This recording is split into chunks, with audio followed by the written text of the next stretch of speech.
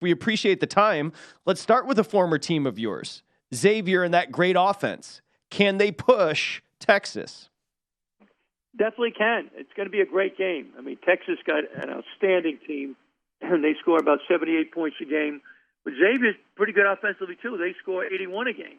And I think they had a bunch of guys in double figures there last time they played. Xavier, 5 or 6 guys. So Xavier played one of the best games of the year the other day, and escaped from Kennesaw State. But they had 6 guys in double figures when they beat a very solid Pittsburgh team. So I think it's going to be a great game. I think it's going to be a toss-up. Texas is outstanding, with Marcus Carr as a great guard, and Timmy Allen has been around forever, fifth-year guy. He's very good. And Harry Hunter, transferred from Iowa State.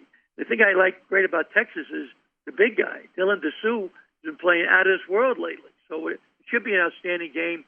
David's got a big guy in Nunji, as you know, so it should be a terrific ball game. I think Xavier's got a chance. I mean, I give Texas a slight edge, but I think Xavier has a chance to beat them. Now, something you don't know, all right, I don't think this is a revenge game. What do you mean by that? Well, 33 years ago, I was the head coach at Xavier. We played in the NCAA tournament against who? Texas. All right, where? Neutral site, Dallas, Texas. No, it wasn't neutral. But we played them. Tom Penn is a friend of mine, and we're up 12 at the half. Then I started coaching, and then Blanks, Mason, Wright went hot for Texas, and they beat us by like 9 or 10. But revenge game, but it's 33 years ago, so that was the first time Xavier went to the Sweet 16. I was fortunate to be part of it with some great players. Yeah, unfortunately, Coach, we mentioned that we had Coach Penders on last week. We talked about that 1990 team with that BMW connection there. They were unbelievable. Unfortunately, you got to see that firsthand. I want to stay on this side of the bracket here. Houston and Miami, great coaching matchup on paper. Larinaga and, of course, Kelvin Sampson. Sampson's team with a chance to get to the Final Four at home. How do you like them in this matchup against Miami? And then who do you pick coming out of that bracket? Well, it's a very dangerous game for Houston because they have great guards in Miami. Isaiah Wong is terrific, and Nigel Pack is very good, and the big guy, Norchon O'Meara, is a tremendous rebounder. So, and Jordan Miller is very good. So I pick Houston to win because they're the best defensive team in the country. Right? They hold people to 36% from the field, which leads the United States in field goal percentage defense, and they hold people to 56 points a game, number 1 in the country. So I think the great defense will get them through, but I think it's a contrast of a great defensive team in Houston and an outstanding offensive team in Miami, who has great guards. Miami averages 79 a game. So what's going to happen? 79 points in Miami or Houston holding people to 56 points a game? I think Houston wins, but I think it's going to be, once again, these games are all so close. It's very tough to pick. Pete Gillen, coach. Yep. Pete, CBS Sports. So I'll just give you Jay Billis. We just had him on, Coach, and he's got Kansas State coming out of the East. I want to ask you the same question. Of course, you got Florida Atlantic, Tennessee, and then Kansas State, Michigan State. Who do you like in that bracket? Yep.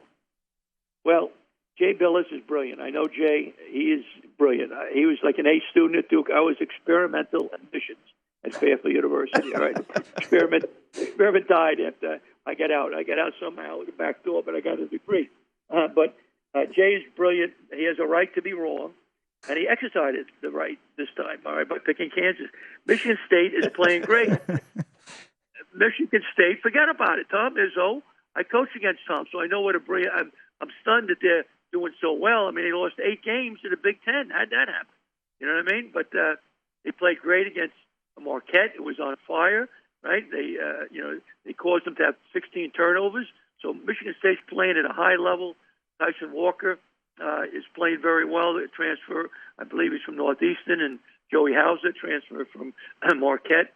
They're playing great. So I think in that bracket, I'm going to pick Michigan State over Kansas State. Tennessee, Rick Barnes, I followed him at Providence. He went from Providence, as you might recall, to Clemson, and then Clemson over to Texas, and then Texas over to Tennessee. But Rick's a great coach. When I followed him, he led our team in great hands. They played excellent defense.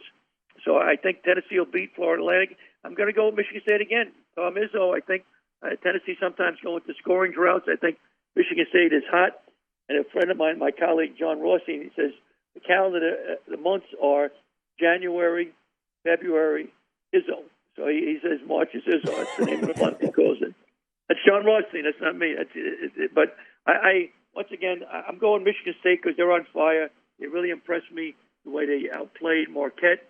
Beat Marquette by 9 points and control the whole way.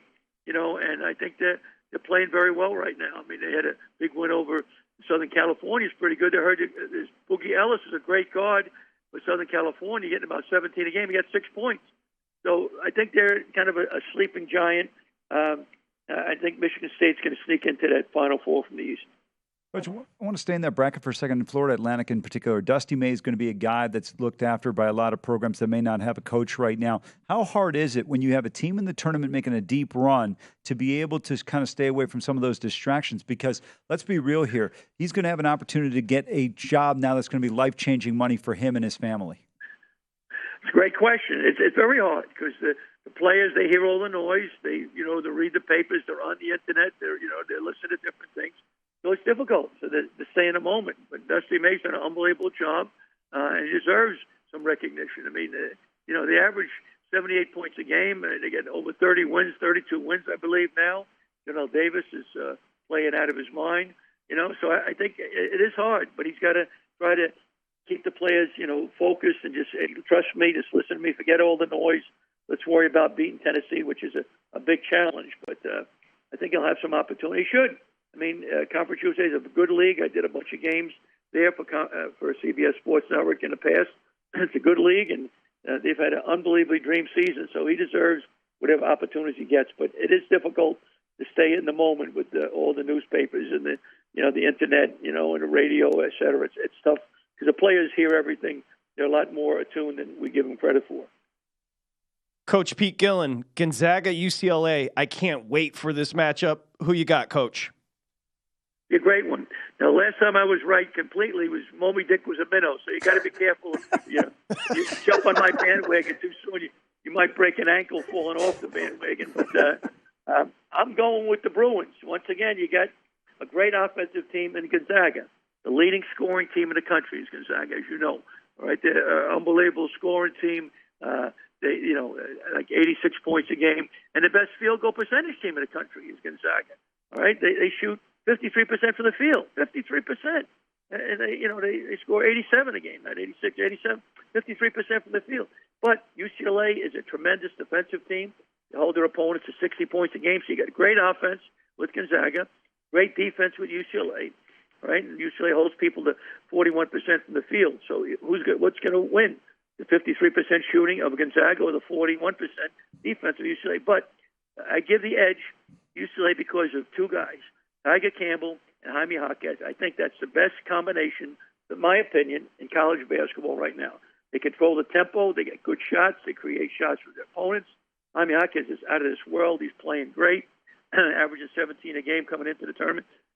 So I like UCLA in a real barn burner, like a coin toss game. Gonzaga's Timmy's certainly one of the top 5 players in the country, but I think UCLA got some big guys to bang bodies with him. They'll still get, I think Timmy will still get 22, 24 points, but I think the other guys, they'll slow down Schroeder and some of the other guys. So I don't think Timmy's going to get as much help. And UCLA's pretty deep. They're getting healthy now, and they lost the one guy, Jalen Clark, as you know. But they got some big guys, and then Boner's a big guy inside. He gets banged a little bit with the big guy. So they got some fouls to give the Bruins. So I'm giving the Bruins a real nail-biter, a little revenge from a couple of years ago with Memphis when Gonzaga won that unbelievable game with that long shot from half court. Go to VSiN.com/subscribe to become a VSiN Pro subscriber today.